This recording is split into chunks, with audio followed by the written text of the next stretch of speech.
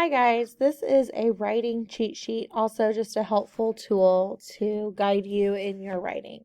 So anything you write for your English class becomes professional writing. It's also writing for academia, and you need to make sure you follow these rules. You do not use the word you. You need to be specific and tell who the you is. So you may just say people need to, students should, not you should, you will, you need. You have to be specific and say who you is. This will also change the point of view of your writing. If you're going to use the word I, you can never use the word I and you in the same paper because they're different points of view. So if you're going to stay in first person point of view, which would be using the I, you want to make sure you're specific and tell who the you is. The next thing you want to make sure is you don't use it more than 5 times. Tell what it is. Is it the educational system? Is it the rainforest? If you can be specific and tell what it is, then you cannot use it. Contractions are not allowed in professional writing. These are words like can't, I'm, don't, wouldn't, couldn't, shouldn't. You need to use the full words. So I am, cannot, do not, would not, should not. You're not allowed to use slang. Y'all, wanna.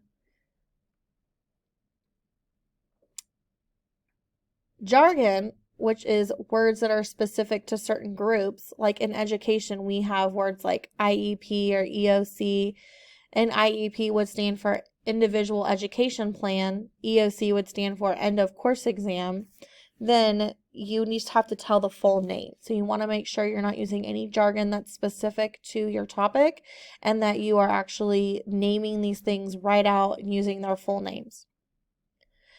When you are talking about a person, you must use their first and last name the first time you talk about them.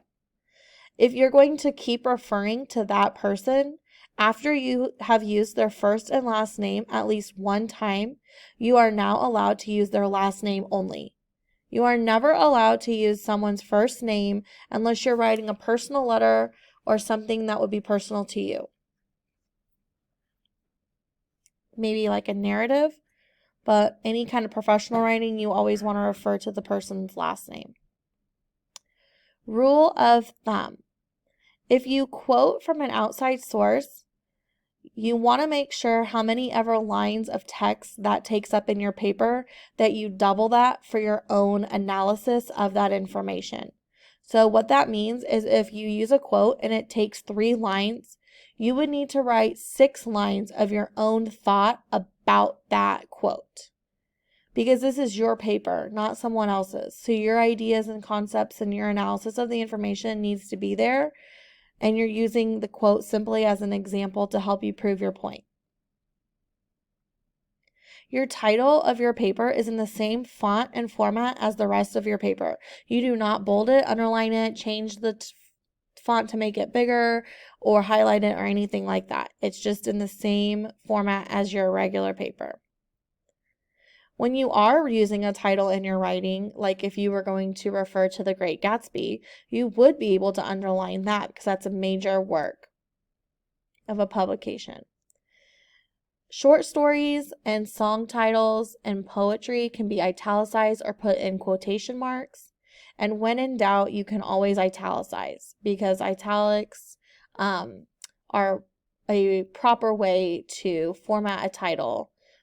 But the specific major works get underlined and minor works get italicized or quotation marks. So this was just a short lesson on your do's and don'ts in your paper, and these are going to start being counted as grammar points in your writing. So you want to make sure that you do not use the word you do not use contractions, and that you are as specific as you can be. Good luck and happy writing!